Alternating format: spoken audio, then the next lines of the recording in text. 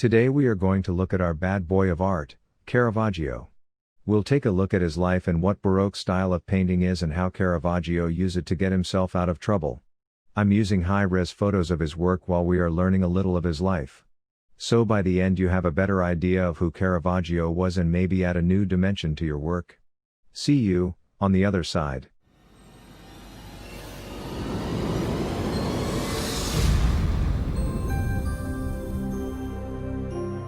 The Sunday Painter.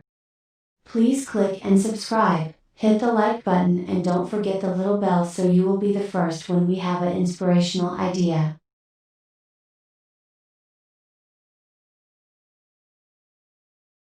Caravaggio, Michelangelo Mauricio Amerighi, was born in Milan, where his father, Fermo Murillo, was a household administrator and architect-decorator to the Marchese of Caravaggio, a town 35 kilometers to the east of Milan and south of Bergamo.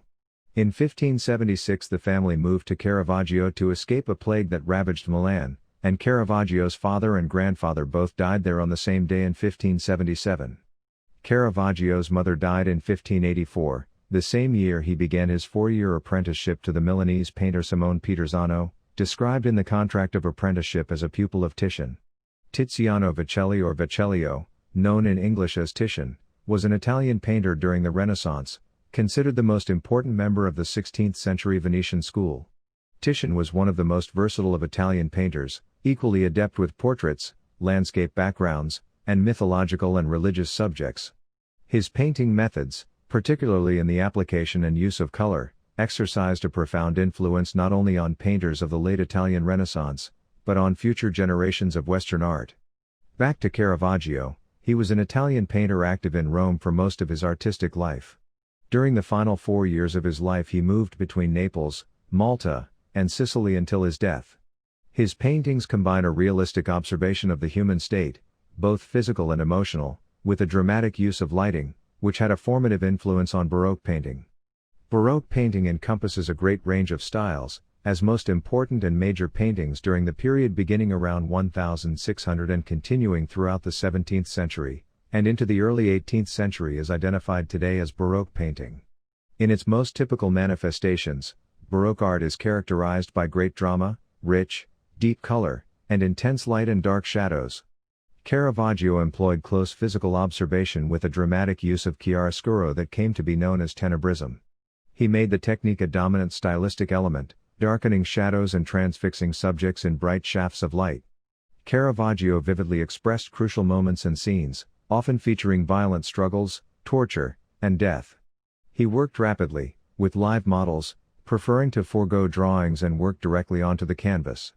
Caravaggio's innovations inspired Baroque painting, but the Baroque incorporated the drama of his chiaroscuro without the psychological realism. The style evolved and fashions changed, and Caravaggio fell out of favor. In the 20th century interest in his work revived, and his importance to the development of Western art was re-evaluated.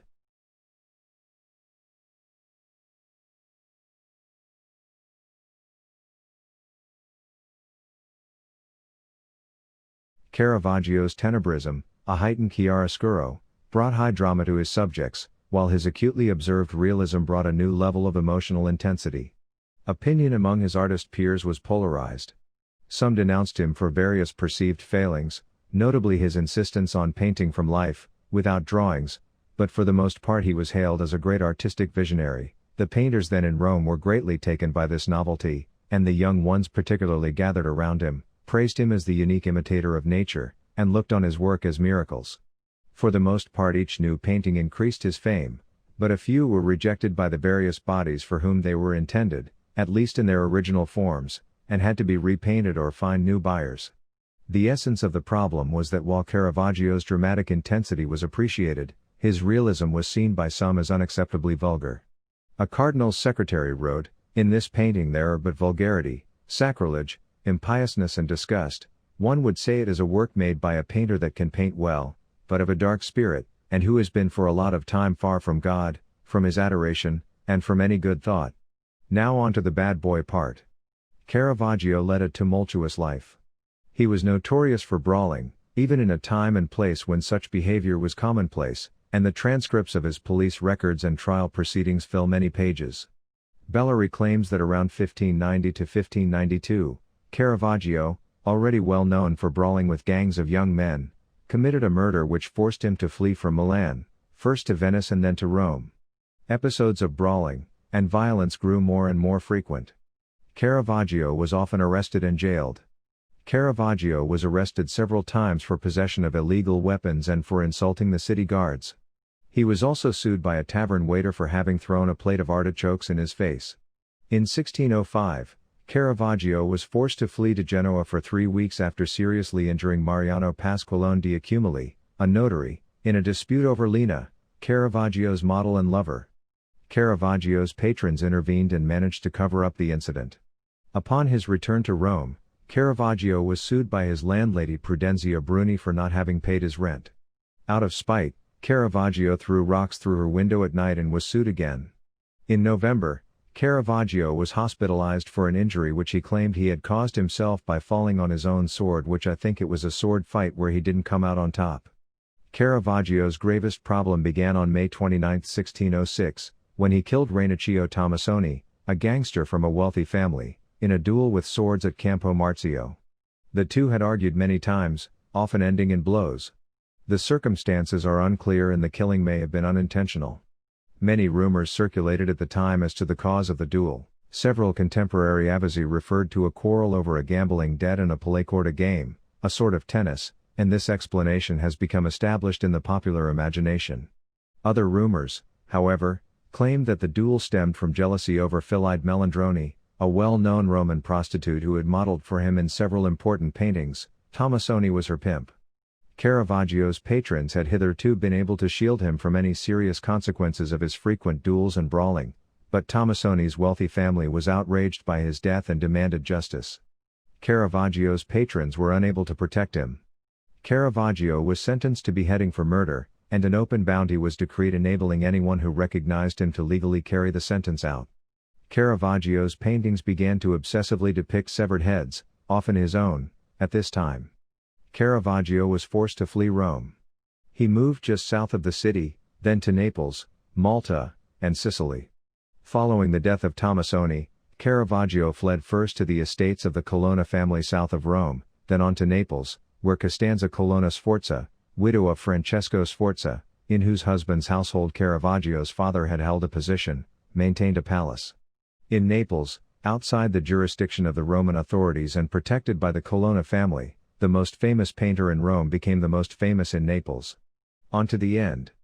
Caravaggio had a fever at the time of his death, and what killed him was a matter of controversy and rumor at the time, and has been a matter of historical debate and study since. Contemporary rumors held that either the Tomasoni family or the knights had him killed in revenge. Traditionally, historians have long thought he died of syphilis. Some have said he had malaria, or possibly brucellosis from unpasteurized dairy. Some scholars have argued that Caravaggio was actually attacked and killed by the same enemies that had been pursuing him since he fled Malta, possibly Wignacourt and or factions of the knights.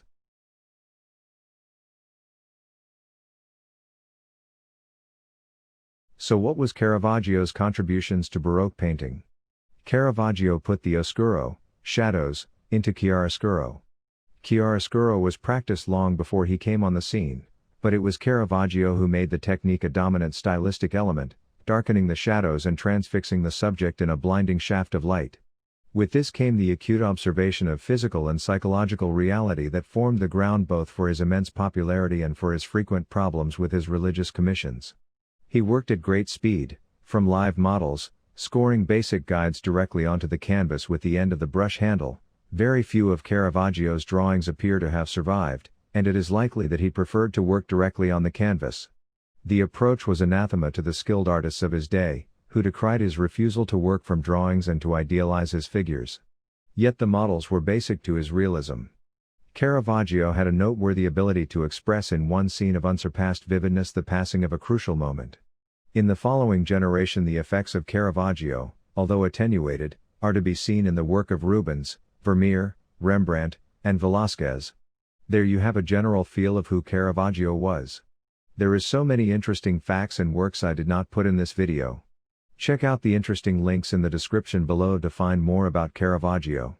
Subscribe for more art information to add to your knowledge. Thanks for watching.